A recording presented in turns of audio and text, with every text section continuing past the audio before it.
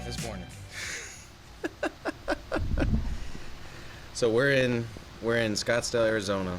It's nice out here. We're here for the we did the PJ trip. So that's the cool way to say it now. PJ trip. What is that? This is my third. It's my third one. Oh, private jet trip. But it's like a low key way to say it. Okay. Right? Yeah. So Ryan sells these seats on this private jet or whatever. Yep. And then, with this trip, we got lucky because there was the $1 million meetup yesterday. Yep. Then we got Coaching Con today, and tomorrow we're going to see Ryan speak tomorrow. Yep. And so he decides that we're going to go hike up Campbell Mountain. If you guys haven't been to Campbell Mountain before, it's not a walk. Nobody knew what we were getting into. Yeah. We just said, okay, we'll go. Yeah. Yeah. And so I had these $150 Project Rock shoes on, and you had some $200 fucking Sweet Kicks. Yeah. The shoes that I put on stage. Yeah, we tore those things up. So, anyways, guys, this is Patrick Bolanos with Trailer King. Trailer King Builders. Trailer King Builders, man. Yes, sir. We've been following each other for a while now, and one of the things that I've really appreciated is your content. You guys are probably killing it more than anybody that I've seen on the content side. Thank you. Where did that come from? It comes from one, we got to create our machine, right? Right. The business does not exist if we can't generate sales. Mm-hmm. Sales is the most important part of any business. Right. And I've learned that I'm passionate about what I do. Mm-hmm. If you would have asked me 4 years ago that I would own a food truck manufacturing company, I would have said you were lying. Yeah. And that I'd be passionate about it. But I found the passion in the people. So when you look at our content, it's not about my company or our company. Uh-huh. It's about the customer. And so we focus on sharing our clients' stories. Mm-hmm. The more that I can share their stories so they can succeed, the more they can inspire others to start their own business. Yeah. So that's why we do it. That's why we do interviews, we put out videos, and it's all about them. Mm-hmm. It has nothing to do with us, man. The only time they see my faces on there is when I'm walking around doing a live. Yeah. On the videos. Mm-hmm. I don't talk about how good we are. I don't talk about or how bad we are, because we can be bad too. Yeah. Right. I just show them what's possible. I like to show what's possible. Give people ideas and let them go with it. Yeah. And let them know that we can help. It's cool content too. Yeah. You know what I mean? Yeah. Like sparks flying everywhere and these things getting built and everything. And then every now and then y'all show these food trucks and what they're making and all that stuff. Oh, absolutely. Their stories and stuff.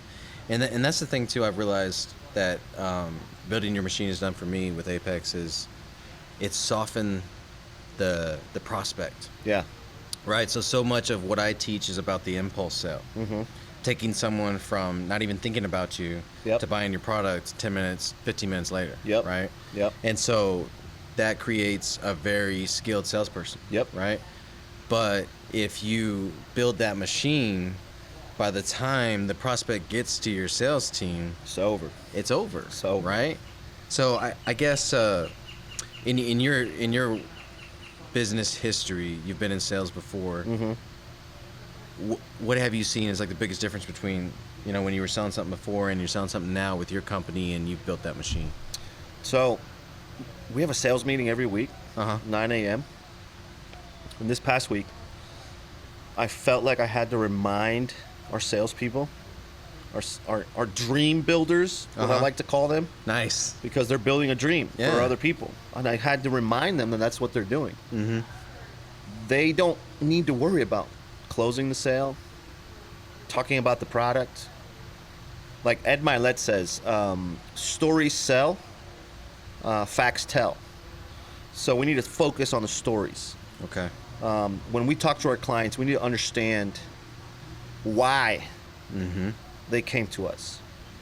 What is the ultimate purpose behind wanting a food truck? Right. Do they want to improve their finances?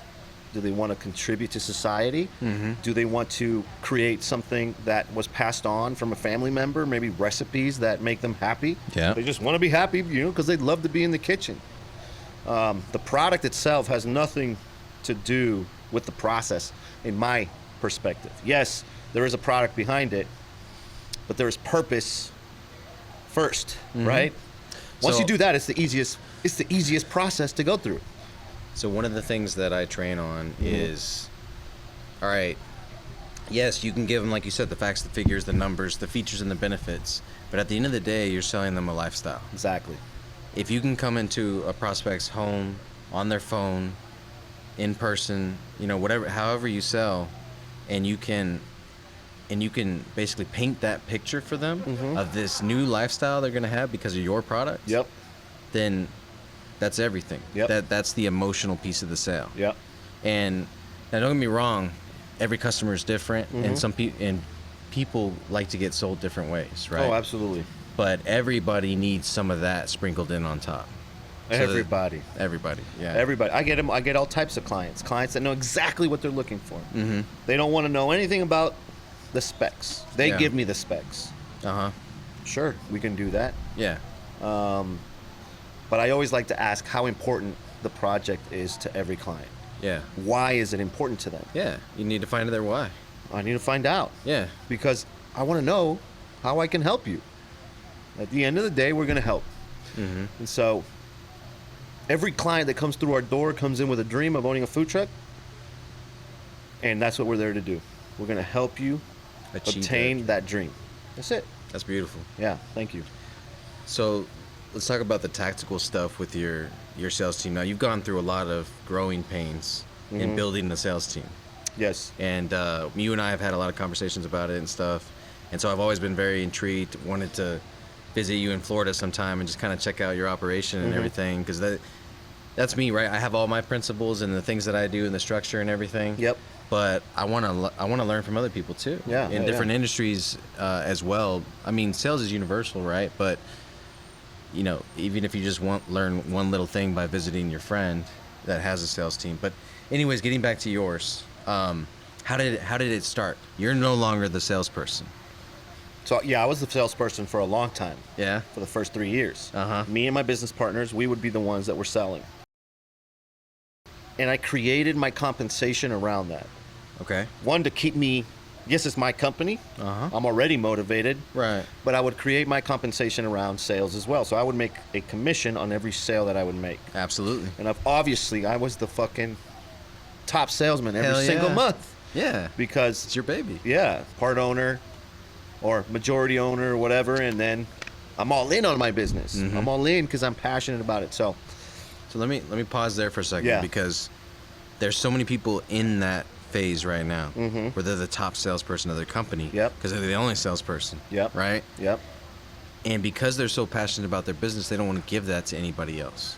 But I'm guessing the next piece is you recognizing that you had to. It's counterintuitive because you don't realize, and this is why I have coaches, right? Like I would have this conversation with Thomas, and he basically asked me, Pat, yeah, you can go 100%. You're gonna give 100% all the time, but that's only one person at 100%. What if you had 4 people at 60%? Yeah, that's 240%, and you're still at 100. And poof, light bulb, right? Absolutely, light bulb. So I shut down immediately. I took the entire process off my desk. How did you do that? Cold turkey. I just cold turkey said.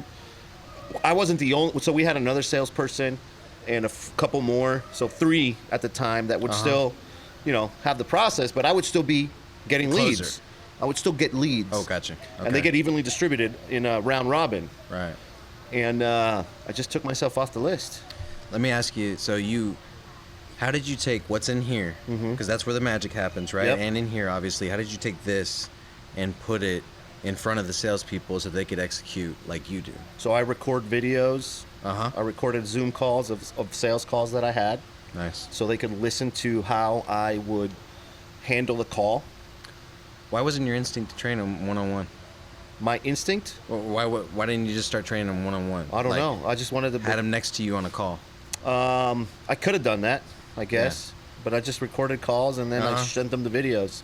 And then I have a coaching call or a sales meeting every week. I don't discuss hey, how many leads do you have, or how Right. many customers are you looking at? Yeah. No, it's a sales. It's a coaching call where we discuss tips. I brought in Eric Sanchez to talk to the Yeah. team Yeah. about how to improve their numbers, how to improve their sales. Eric's a master salesperson. Yes, he is. Yeah. He's awesome, and he did a great job. Yeah. Bro, not everybody's cut to be in sales, dude. Yeah. I have people that underperform. I have people that overperform, right? Absolutely. It all comes down to how fast can you realize that you can help somebody. The faster you can realize once you're on a call, like I'm going to give you a little story. Back then when we started, right? Yeah. We would take clients every single time, and we would spend an hour and 15 minutes with every client, regardless if they were tire kickers or not, dude. It's a long ass sale. It's a long ass waste of time. Yeah.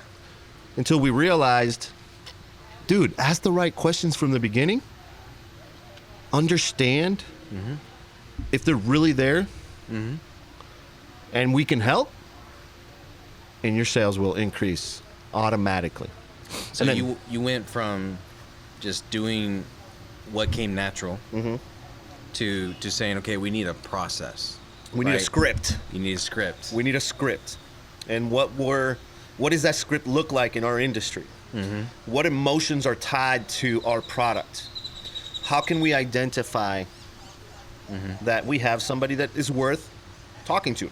And I don't want to underplay everybody that comes through my door is not going to get the attention that they deserve. Right. But I'm gonna ask you 3 questions to let me know where you're at.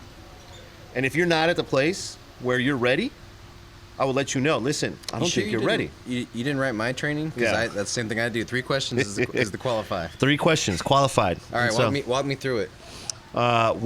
First of all, I need to know why they're there. The first question is a why. I love barbecue. You love barbecue. Okay. And how long have you been thinking about creating a business behind? 10 years. 10 years is a long time, man. Yeah. What's been holding you back? I run another business. So you think you have time to run this business? I do. I exited the business. So how important is this new business for you? I'm super passionate about it. I love feeding people. You love feeding people. Yeah, my house is the house. You know what I'm Awesome. saying? So have you created a business plan behind it? Are you ready to rock or what? Or No, I just want to jump in and smoke some meat and are you familiar with the cost of concession trailers and food trucks? guessing like 30 grand. 30 grand? Yeah. Okay. How do you plan to fund that project? Cash. Cash. Uh-huh. Awesome. So let me go show you what we have in the back. So that's a lay down. That's right? it, pretty much. You got cash? Let's go. So it's why are you doing this? Why? Then what was the second one? I missed My it. second one was how important is this project to you? Okay. Yeah. And then And I need to then- know if you know How do you how plan much to fund it? Yeah. how much you could not know how much they cost and said $5,000. Uh-huh. Then my next would have said sorry. So Yeah. so our product. You can put a barbecue pit on a trailer for that. Yeah, I can get you a barbecue pit, not a trailer. Yeah. Yeah, we can start with a. So then I have to show you. Okay, so you know what? Our investments are going to be somewhere in between $35,000 to $55,000. Right. What do you think about that? If you start at 5 and then you tell me, oh no, shit, that's like way out of my budget. Yeah. Okay, cool. Here's a little brochure. Go to our website, get some information, and come back when you're ready. What about financing? Do you guys finance? We do. We do. So part of the question is how do you plan to fund your project is figure out, one, how much you have to put down. Right. And then if someone doesn't have cash, or they Right. do, I have some to put down. Some answers are, I have some to put down and I need to find some financing. Oh, cool. Awesome. How good's your credit? Yeah. Oh, my credit's 700. Okay, what was your take home pay last year on your tax return? I You don't know. already know those minimum qualifications. I do. Yeah. So I know where to send them. Okay. Another great question is this for a new business or an existing business? For you, it was a brand new business. So I Yeah. know I have to go a route where I can get you approved Yeah. by a lender for a new A business. new LLC. Yeah. But if you're an existing business, Do you find yourself explaining to them how to set up an LLC? I do. Yeah. Yeah. Sometimes I've shown, like on Friday, I showed a guy how to log into the Texas SOS website and do it for themselves because they go out and they pay $500. Okay. Yeah. I'm a savvy business person. I learned to do it. I'm not saying everybody does it. Right. Reach out to a CPA, somebody that knows, or an attorney that can help you, right? But if all you need is a single member LLC, you're it. You're it. Yeah. Go to the website. It costs $300. Instead of paying somebody $500, $600 to do the exact same thing you're going to do online. That's it. Absolutely. Very cool. All right, so that's qualify. You know they're qualified now. So, but, all right, we're going on to the presentation, and now you have their why. You understand why it's important to them. Yep. So do you guys then I show you weave that into the presentation? Then I take you and I show you what we have on our shop floor. You don't get to see what's on our shop floor until I've qualified you. Right. Because I'm not going to spend another 15, 20 minutes walking you around the shop. Yeah. Showing you other people's build outs. Right. Until I know that you are a qualified buyer. What if it's a phone sale? If it's a phone sale, because you do a lot of business all over the nation. We right? do. Yeah. It works the same. It works the same. So the questions. FaceTime or FaceTime leads to showing you pictures, videos. Oh yeah, of course. Yeah, that makes more sense. So on Google Drive, we have a marketing folder with every single build out we've done. Share it. Yeah. Very cool. So what's the closing line? Are you ready to move forward? Open-ended close. So you know what? I like the other day I have a guy that this is the final version of what we've been discussing. Right. In order to move forward, we're going to sign a contract, and would you like me to send it to you? Yeah. Boom. Yeah, go ahead and send the contract. I know he's ready. So obviously my sales are all impulse, so I'm going to give you basically the straight line way to get to that, you know what I'm saying? And so my instinct is always not to ask open-ended questions, not are you ready to move forward, because you started out, so my whole thing is processing instead of closing. Yep. You know what I mean? So it's, all right, I'm going to send you this email, and then you need to fill this out or whatever, or fill out the application for the financing, whatever the case is. I'm just moving forward in the process. If they have an objection, if they're not ready, then it's going to come up then. Yep. You know what I'm saying? And so what'll happen is you'll have a little more cancels. That'll happen. You'll have a little more chargebacks because you didn't give them an opportunity to say yes, but you will have more sales overall. Got it. You know what I mean? And so that's always, and granted, look, the higher ticket or the higher, this is their whole business. They can't do their business without this food truck. Yep. You know what I mean? So you can ask open-ended questions because you guys have been putting all this together for the past 30 minutes or whatever the case is. So it gets easier as the product gets more intense. Yep. But when you're dealing with things like, TV and internet and, even solar. Solar's a very economical sale. So it's not emotional. No. You know what I'm saying?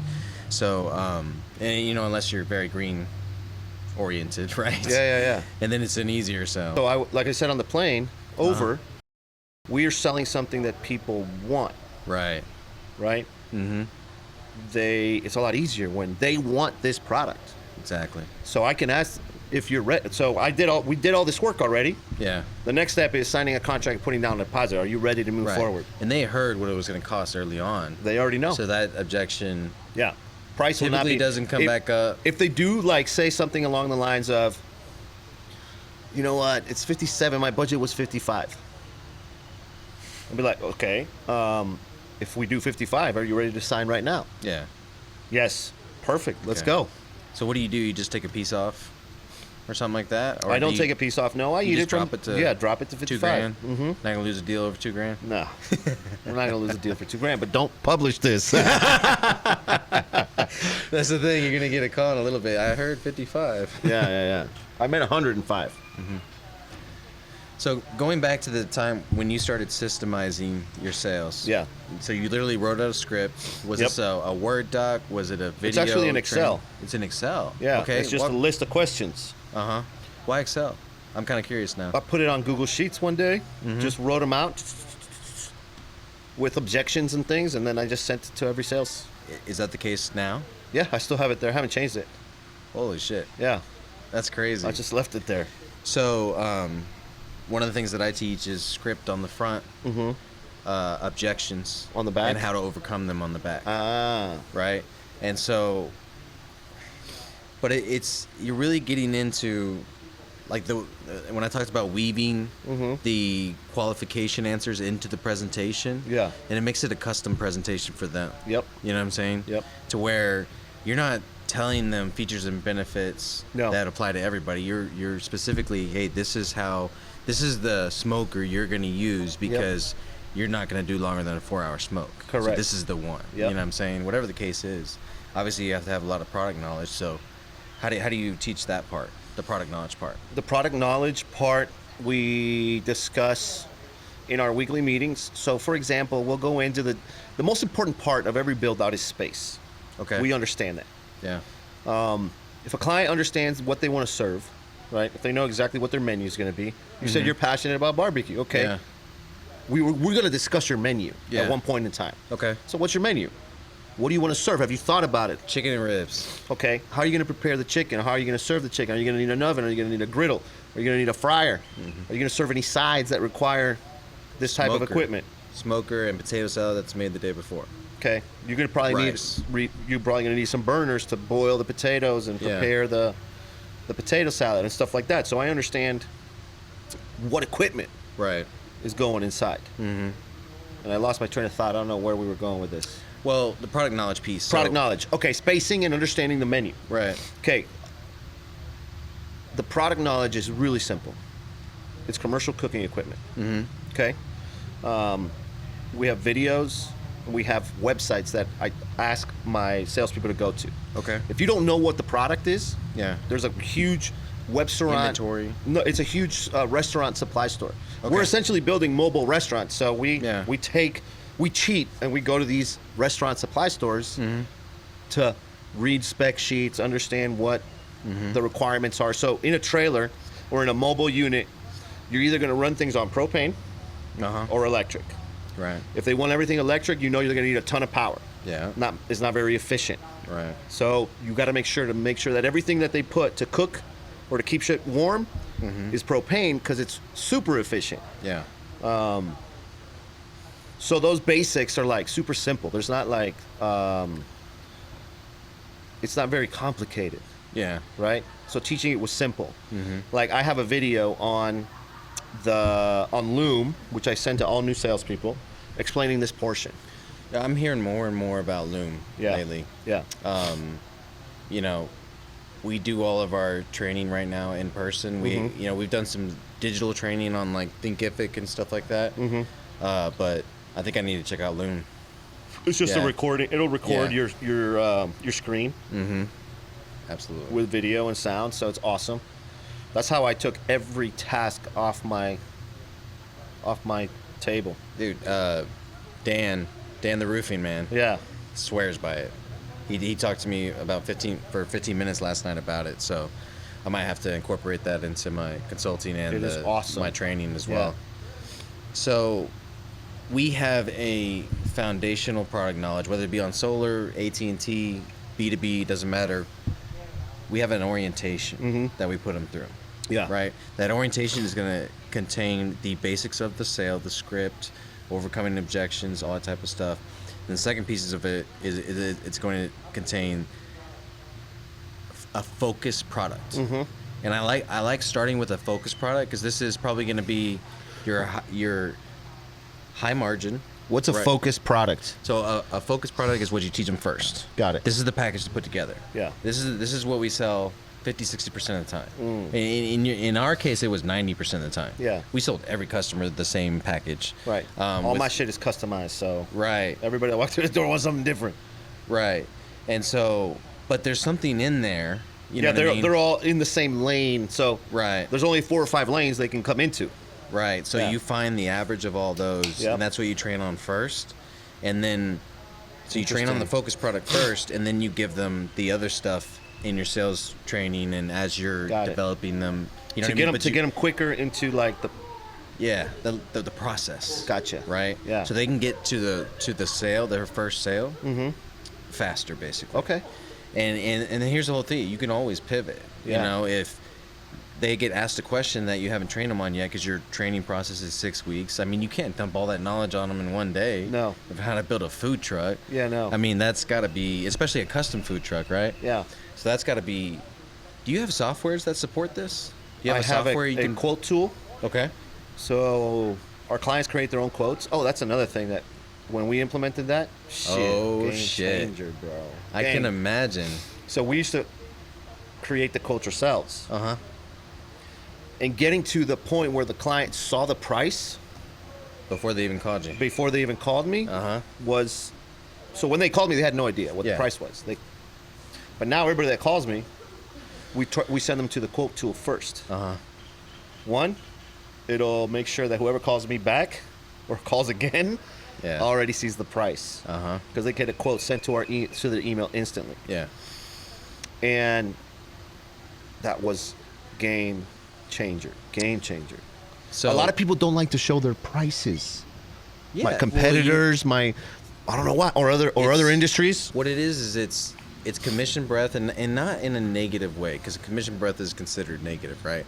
But what it is that what did you say? You have 100 trucks To build out right now, yeah. To build out. You got 100 trucks to build out. Mm-hmm. So you don't, not that you don't have time, right? But when a prospect comes to you, they're at 101. Mm-hmm. You know what I mean? So it's like, you got to make sure they're not wasting your time. Exactly. As a company. Right. You know? Now, if I only had 10 trucks to build out, I'm going to want to use my salesmanship. Now, if the quote tool disqualifies them right away, and I don't get to sell them on the dream, on spending 20 grand more than the original budget was, then I don't want that if I only have 10 trucks lined up. Right. You want to talk to everybody almost. I want to talk to everybody. Yeah. I'm going to sell my ass off. Yeah, you know what I'm saying? And so I think that's where a lot of people get confused. It's like, oh, I only want qualified leads. I said, yeah, if you're busy, you only want qualified leads, right? But that 10% that you can get from slightly unqualified to qualified, whether it be some, fancy footwork on the financing side, or maybe lowering their expectations on what they're going to build out in their first food truck. You know what I mean? Maybe we can upgrade that later. I got to imagine y'all do that all the time. Like where we can add this on later, or we can upgrade it to stainless steel later or something like that. And so there's this kind of area that you not get to play in, but you want to play in when you haven't built that machine and you don't have the leads. Would you say y'all get? How many leads a day? About 40, 50. Fucking A. And your sales team is how big? 5. Dude, that's a dream sales job. Yeah. 10. Yeah, their leads is 10 food truck leads a day. Yep. So, and we don't have to get too far into it because this is like, you know what I mean? You don't want everybody to see completely inside your business, but your salespeople. So some of the things that I walk through, obviously we talked about the script. That's the development piece. The product training, that's development, right? So compensation. Can your guys make 6 figures? Yeah. How many trucks do they have to sell? At 6 figures, they probably have to sell 5 or 6 total a month. Oh, a month. Okay. Yeah. I was like, damn, I'm gonna go sell some food trucks. Yeah, no. Let me see. Yeah, because I feel like with the way things are going, with inflation, you know what I mean? Yeah. And with quality salespeople. So I'll give you a number, how much I was averaging. Okay. I was averaging 12 to 15 a month. Myself. Yeah. Yeah. And you probably weren't even getting 40 leads a day back then. No. Yeah. No, I wasn't getting 40 leads a day. Yeah. I was basically closing the people that were in my inbox. Exactly. That was, so I know they can do 12 at a minimum. If they do 12, they're making over $150,000 a year. Beautiful. My best salesperson right now drives a Porsche. I told you guys this in the plane as well. Yeah. He one day showed up after driving like a freaking old Mazda, I don't know.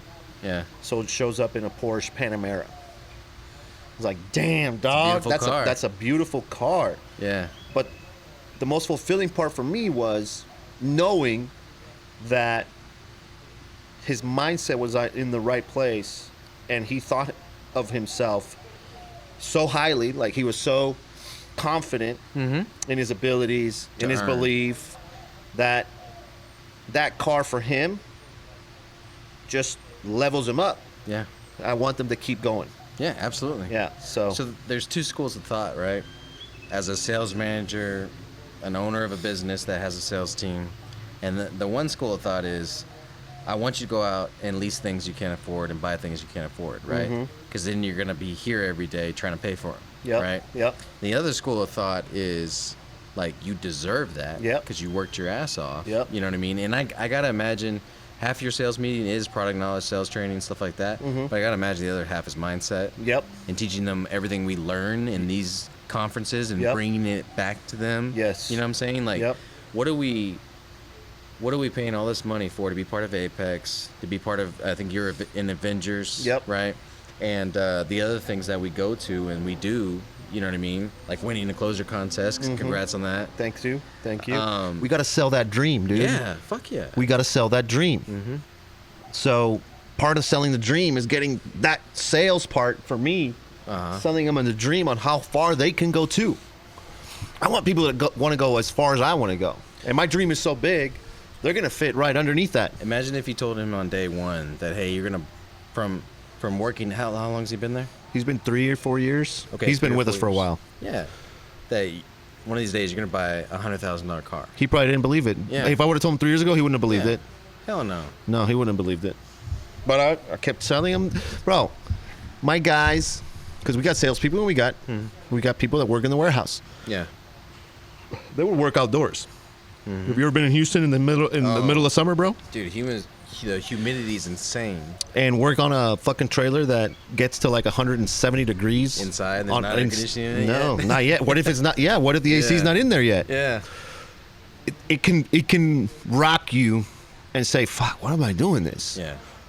But I would go out, participate in what they were doing, right? To see us out there, right? Because I can't be sitting in my office in AC all day while they're fucking getting their sweat down. Yeah. Right. But part of my job was to walk around and let them know, hey guys, this isn't it for us. Yeah. You're not gonna be working underneath these conditions very long. We're gonna have a warehouse. We're gonna have a warehouse. We're gonna be comfortable. You're gonna get paid more.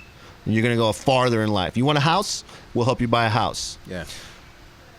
You want to improve whatever you want to improve. You want to learn English. You want us because we have some guys that, you know, their English is really bad. Yeah. Because there's a lot of Hispanic community Absolutely.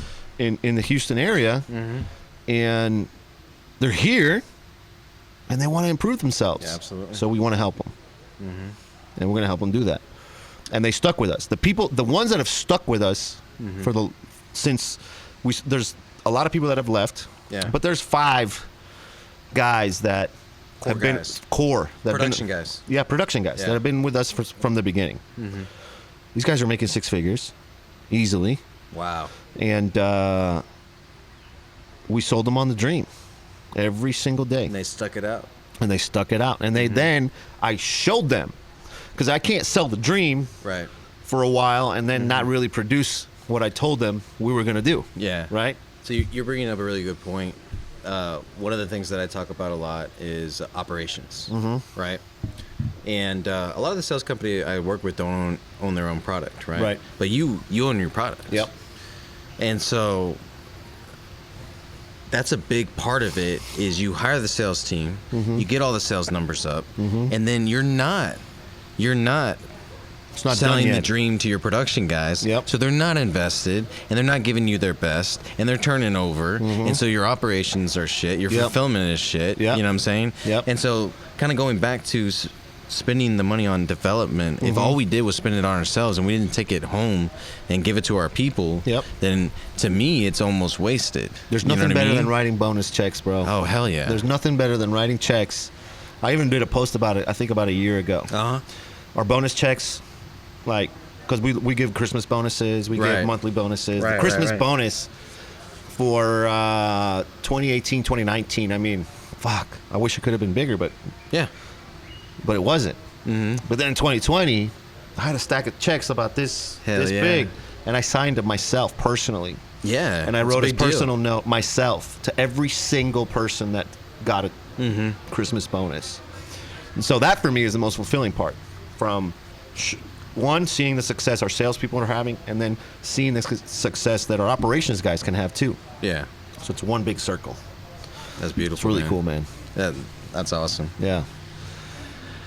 I remember the first round of bonus checks that I wrote, you know, and we were high speed, low drag, and so it was easy to write them, you know. And you're right. You do go through and you sign them individually. I have a stamp now. I have a stamp too. But if but not those. Those I sign. 100%. With my signature. No, that's an awesome thing. So, I guess tell us, you know, if we have anybody that has that freaking itch inside them. You know what I mean? They want, and it doesn't even. And here's the thing, guys. Patrick is building, or we're almost wrapped up with it. We're working with a design team right now. He's building a podcast trailer for me. So you're kind of venturing into other avenues now too. Yeah. So tell me a little bit about that. So I read a book. Uh-huh. And I can't remember the name of the book right now, but it's basically goes down to sales again, right? Sales is the most important part of your business. If you want to increase your sales, you can either increase your prices, you can sell more of the same product, Right. or you can increase your product lines. Yeah. Right? Without deviating too far from what we do, Right. I thought of products that, how can I think of products that can, one, not throw a wrench into our whole system, right? And make it super complicated. So I was at an event on a Flying Friday and I wanted to record a podcast. Yeah. Mobile while I was there, and then, we have to find a space. I have to bring my equipment. You have to do something like this. We have to put something together, bring a computer. And so I thought, why not build this studio and have it ready? And people can use it for events. People can use it for whatever they need. And so I said, okay, let me go out and figure out how to build this thing. All I need is a trailer. Okay, I need to figure out how I'm going to do the interior. And what equipment do I need? Perfect. Profitability-wise, does it generate as much profitability as a food truck? Probably not. But it's a whole lot easier to build. Yeah. It takes a lot less time. And here's the thing. The trailer that you built, because there's a TV in the background and you can slap anybody's logo on it, Yeah. you're going to build the same one every time. Every single time. You know what I mean? You'll get the orders, right? But then your margins will go up. Yep. You get the custom orders, you know? But those you can knock out With our eyes closed. Yeah, exactly. With our eyes closed. Like, no, and how fast yours is basically done. Yeah. All we're waiting for is on camera equipment and stuff like that. You're waiting for stuff that you don't make. Correct. Yeah. So we finished it in 3 days or something like that. So I was like, hell That's yeah, awesome. let's go. Yeah, let's do that. No, that's awesome. So I want to create that different product lines, and I see myself as a manufacturing facility of different product lines that we can eventually get to be like the premier trailer builder. I don't know about tiny homes and things like that, but just things that are functional and that people can use. Yeah, they can take their business on the road. Right. Whether it be a podcast, whether it be a restaurant, any other things you're thinking about? Trailer King Builders, custom design and build. That is our name. Yeah. We're not a food truck specific company. That's the Is most it our bread and butter? product. Yeah, that's the most popular product. It's our bread and butter. Yeah. But I think we can do other things. We can challenge ourselves to be the best in that industry. I'm not going to go and build a car, or I'm not going to go and build some crazy thing, right? Yeah. I'm not going to deviate from what we already do. If it's on a trailer, you want to build it. Correct. That's awesome, man. Yeah. All right, Patrick, this has been really fucking cool. Awesome, dude. I just want to congratulate you again for winning the closure contest. Thanks, and bro. then How about that, bro? How about that closure contest? So Patrick was on stage yesterday. Patrick is about to start getting offers for 25, 50 grand. Come speak on stages. He freaking just impacted everybody last night at the Scottsdale event. So it was really cool to see. You know, it inspired me hugely. You know what I mean? Man. Thank you. Seeing my friends do stuff like that, so it's really cool. Yeah. Where can people get a hold of you? I am on Instagram, all the social media. Patrick Bolanos HTX on Instagram. Patrick Bolanos on Facebook. I have a YouTube channel for Trailer King Builders. If you guys are interested in learning more about food trucks, Trailer King Builders on all the platforms. And it's just entertaining too. Yeah, if you guys want to follow us and just watch me, like I walk the shop every day and I show people what's possible and I go live. You know what's funny? I know we're closing up, but no, you're good. Go ahead. But a lot of people said that I looked like a natural yesterday when I was on stage. And it may look that way, but I've been going live on Instagram and Facebook since 2018. Almost every day. I talk to the camera. Yeah. I go around and I talk. Talk to this inanimate object, pretty yes, much. and I inspire people, and I use the same message that resonates with me. I give it out during my walks. Yeah. Right? So being on stage is no different. Well, you know what changed is I'm not holding the thing. Right. So it's not like I just went up there for the first time. Right. I have been walking and talking for 4 years now. Yeah. So if I would have bombed, then I would have worried. Yeah. But I felt natural. Yeah, because you're skilled at it now because you're walking and talking. I have conversations on the phone. You're walking and talking to an audience that you can't see their faces. Right. You know what I'm saying? You can't see their eyes light up. Yeah. And then you got on that stage last night and you got to see the emotions come out and everything. Yep. And I'm sure that just like took you to another level. It did. Yeah. Like I felt like I was in a flow state. Mm-hmm. I was just flowing. Beautiful. I wasn't even, there was no thought. It was just flow. Flow, awesome. flow. It was awesome. It was awesome. So, man, that is just crazy to think about that. So if you want to speak on stages, start talking to your people on Instagram and Facebook immediately. 100%. Start doing it today, tomorrow. You know what? Every day. And so many of other entrepreneurs that I talk to, and I read people. Yep. And right away, I'm already thinking about a camera in front of them because I'm doing all this social media and I'm trying to build my brand and everything, build my machine. I look at it for other people now too because that's what I do. I take something that I figure out and then I show other people how to do it. Yeah. You know, that's all sales and sales training is. You know, that's my whole business. Right. Doesn't matter what the product is, you know, and I want them to have the same opportunity. Yep. So I hear people all the time like, oh, I'm not that guy. Are you kidding me? I wasn't that guy either, bro. Neither was I.